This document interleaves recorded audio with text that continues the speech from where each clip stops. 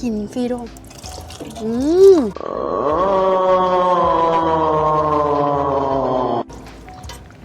แซ่บ น้ำสะอาดอ่ะทุกคนปาดคือดีแท้ทุกคน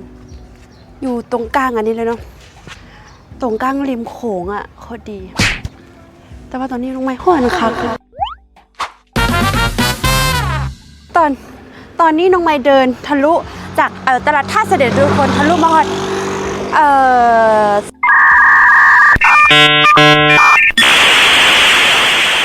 สุดโลกมาถึงริมโขง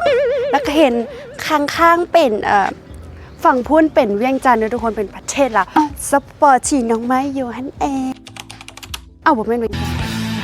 ประเทศหนึ่งว่าประเทศลาว